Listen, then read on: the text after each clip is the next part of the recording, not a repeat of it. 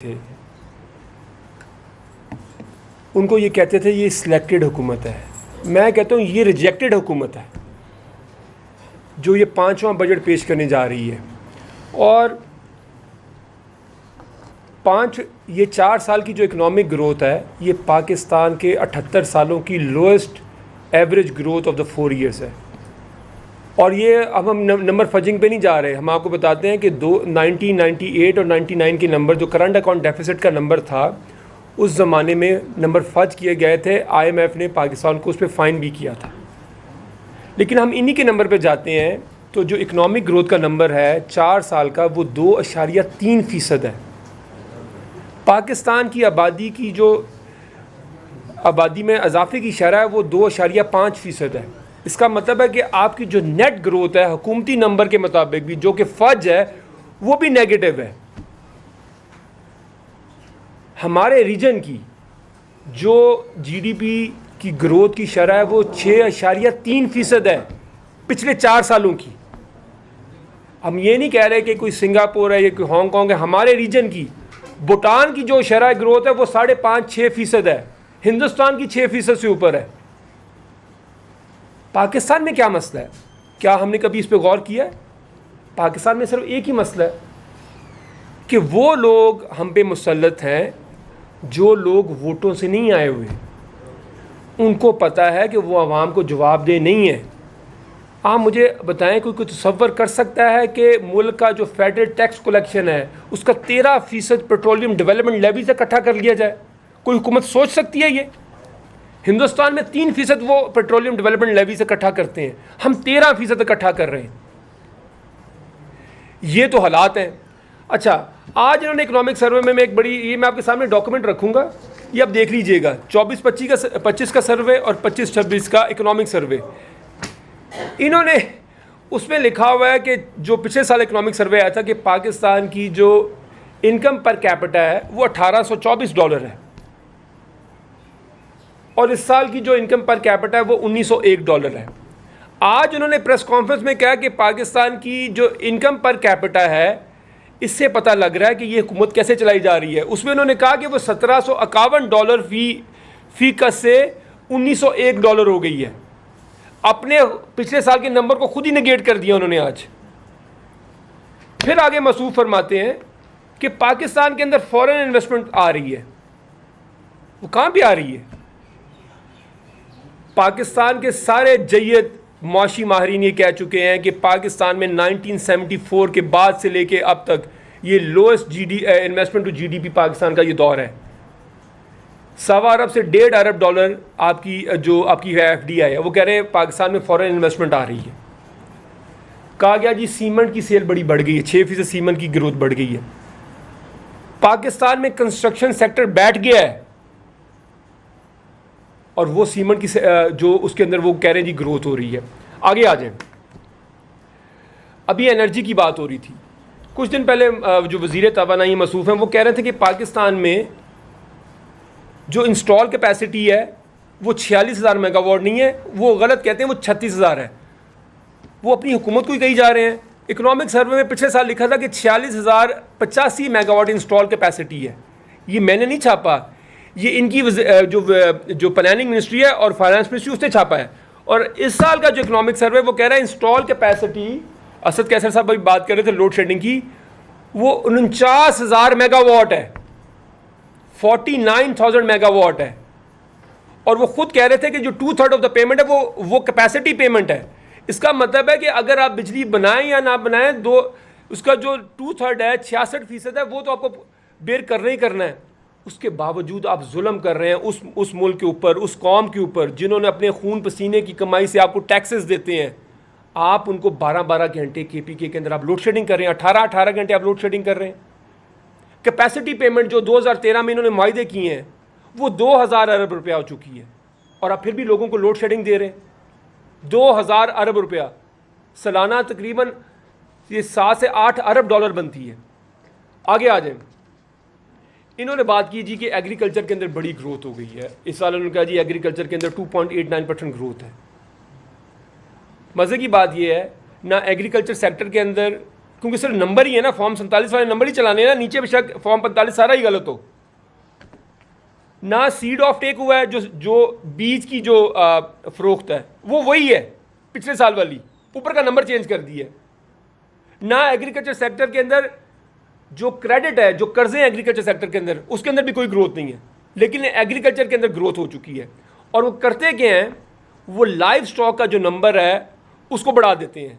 और क्योंकि पाकिस्तान में लाइव स्टॉक का जो सेंसस है वो कोई 8-9 साल से कोई सेंसस ही नहीं हुआ, तो वो जो मर्जी नंबर कोट करते हैं उसके ऊपर।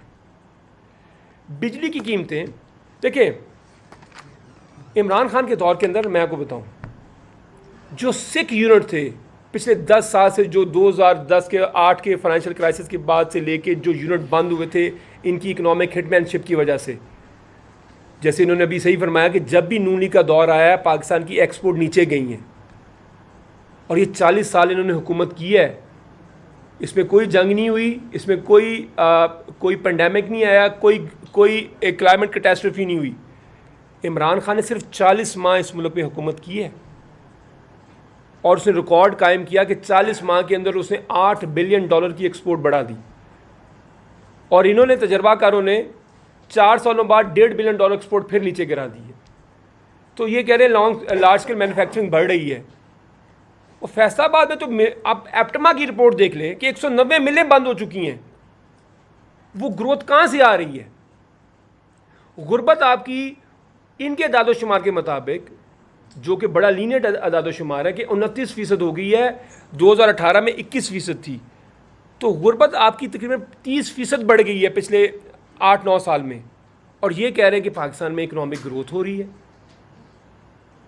उसके बाद हेल्थ की स्पेंडिंग आप चेक करें, पिछले साल जीडीपी का 0.9% आपकी हेल्थ स्पेंडिंग थी। इससे आपकी गवर्नमेंट को फोकस पता लग रहा है।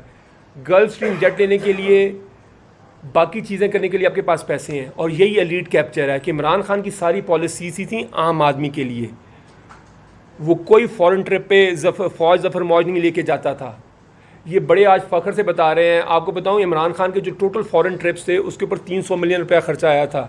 और शहबाज शरीफ के जो टोटल फॉरेन ट्रिप्स हैं उतने ही अरसे के, उसके ऊपर तकरीबन $2.25 अरब रुपया खर्चा आया है। ये जाते हैं पता नहीं क्या पाकिस्तान में, 1 रुपया पाकिस्तान के अंदर दौरे कर पता नहीं किस चीज़ के रहे हैं। तो हमारे दौर के अंदर तो पिछले साल जो इनकी हेल्थ स्पेंडिंग थी वो 0.9% ऑफ द जीडीपी थी। इस साल वो उससे भी नीचे गिर गई है, वो 0.8% ऑफ द जीडीपी है। अभी हम देख रहे थे कि हायर एजुकेशन का जो बजट है वो सिर्फ 65 अरब रुपये है। उतने के मेरा ख्याल है गल्फ स्ट्रीम जेट है, ये लैंड क्रूजर्स हैं, एफबीआर के मुलाजिमिन को जो नई गाड़ियाँ लेके दी हैं, अगर आप वो मिला लें, 1000 गाड़ी लेके दी गई है एफबीआर को। किस काम के लिए? ताकि लोगों को गलत नोटिस भेजे जा सकें, ताकि जो 1000 रुपये टारगेट से नीचे और 1000 अरब, ये बिल्कुल। और वो 1000 गाड़ी लेके दी गई किस चीज़ के लिए? आपने टैक्स बेस तो आपने वाइड ही नहीं की। आम पाकिस्तानियों का आपने कचूमर निकाल दिया है। 1500 अरब रुपया आपने पेट्रोलियम लेवी से निकाल लिया इस साल, जो कि 2022 में हमारे दौर में सिर्फ 200 अरब रुपया था। हमने तो इकॉनमी को जैसे स्टेबलाइज किया था। और ये मुझे अभी तक याद है, ये जब हमारी हुकूमत आई, ये टीवी प्रोग्रामों में इनके जो सहाफ़ी हजरात होते थे और वो ये साथ मिलके कहते थे आप IMF के पास जा क्यों नहीं रहे। पीटीआई के ऊपर जो सबसे ज़्यादा क्रिटिसिज्म था नून लीग की और पीपल्स पार्टी की तरफ से वो ये था कि आप IMF के पास क्यों नहीं जा रहे। और मैं आपकी याददाश्त के लिए बता दूं, 1991 के बाद पाकिस्तान में टोटल 11 IMF प्रोग्राम हो चुके हैं।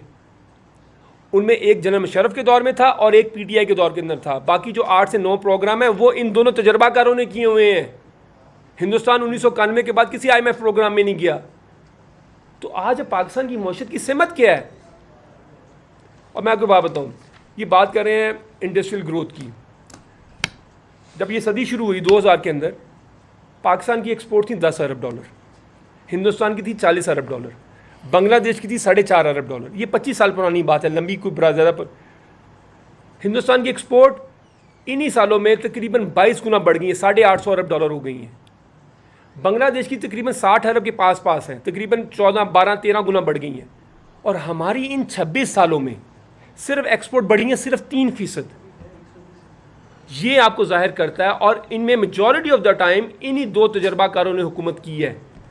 तो आखिर में मैं ये कहना चाहूँगा कि ये जो बजट के अदाद शुमार हैं, और कल शहबाज शरीफ ने वैसे बाय द वे खुद ही इंडाइट कर दिया अपनी गवर्नमेंट को। उन्होंने कहा कि इसका कोई फ़ायदा नहीं है, रोज़गार तो पैदा ही नहीं हो रहा, गुर्बत में तो कमी नहीं हो रही, और 1997 के बाद ये हाईएस्ट लेवल है इनकम इनइक्वालिटी का।